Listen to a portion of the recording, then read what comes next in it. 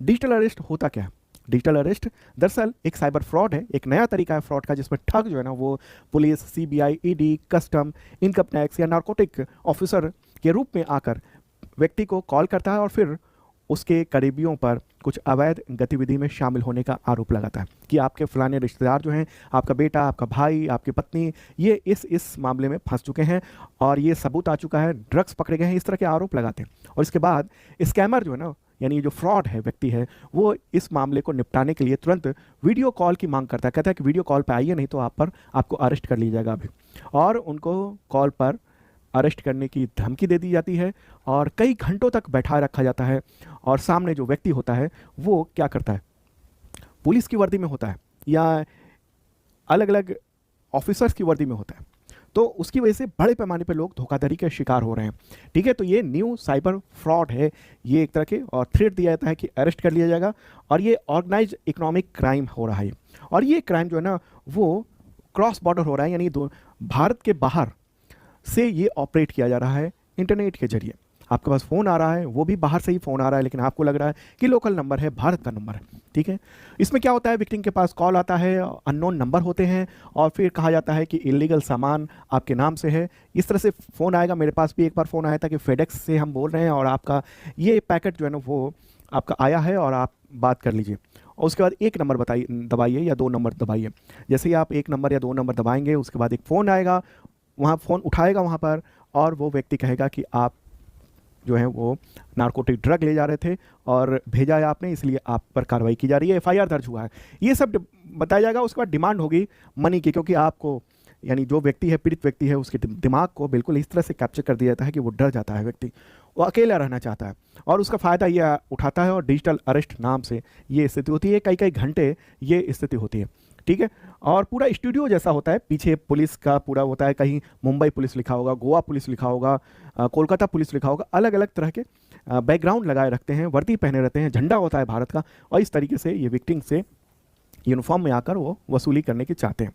ठीक है, वो थर्ड पार्टी बैंक अकाउंट का यूज़ करते हैं और विक्टिम से कहते हैं कि ये कॉन्फिडेंशियल मामला है, आप इसके बारे में किसी को नहीं बताएंगे। तो जब आप नहीं बताएंगे किसी को तो क्या होगा, आपको पता ही नहीं चलेगा कि ये फ्रॉड है। तो हमेशा ये कहा गया है कि जब भी ऐसा फ़ोन आए, कॉल आए, तो एक तो काटें, ना उठाएं और साथ में ये कहें कि हम नहीं बात करेंगे।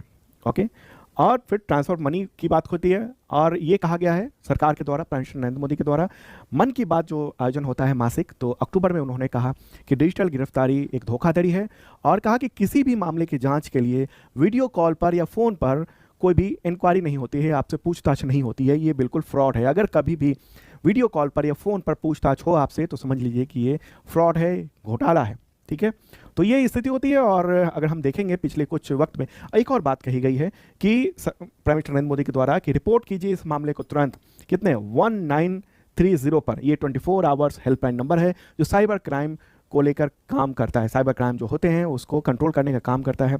और ये कहा गया है प्राइम मिनिस्टर नरेंद्र मोदी के द्वारा, और ये भी कहा गया है कि तुरंत अपने बैंक से कांटेक्ट कीजिए, पास के पुलिस स्टेशन पर जाइए, वहाँ पर ये बताइए और एविडेंस रखिए, कॉल रिकॉर्ड, स्क्रीनशॉट, मैसेजेज, इन सब को रखे रहिए ताकि कार्रवाई जब भी हो सके।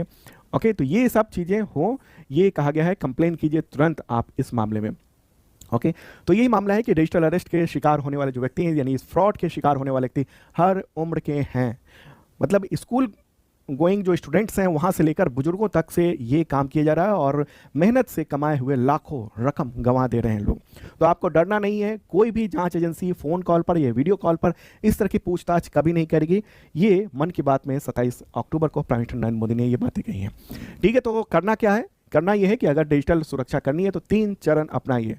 क्या है, रुको, सोचो, एक्शन लो, ये 3 चीज़ें हैं। रुको मतलब तुरंत कोई फ़ोन करे और कहे कि आपका बंदा जो है, आपका बेटा या आपकी बहन या आपकी वो जो है ऐसे ऐसे उनका मामला पकड़ा गया है, या ये भी कहा जाता है कि आपका भाई जो है वो रेप के मामले में पकड़ा गया है तो आप पर कानूनी कार्रवाई आप पर भी की जाएगी। इस तरह के फ्रॉड केस आते हैं। मतलब क्या करना है, रुकना है, सोचना है, फिर एक्शन लेना है।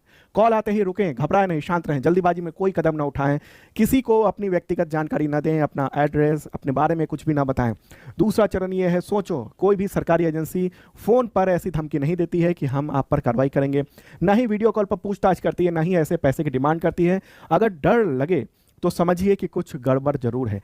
तीसरा चरण क्या है, तीसरा स्टेज है एक्शन ले। राष्ट्रीय साइबर हेल्पलाइन है 1930, क्या है 1930, इसको डायल करें और cybercrime.gov.in पर रिपोर्ट करें, परिवार और पुलिस को सूचित करें, सबूत सुरक्षित रखें। कई बार ऐसा भी होता है कि इस पर फ़ोन लगाने पर बहुत टाइम लगता है, तो वेट करें आप और इस पर शिकायत ज़रूर करें।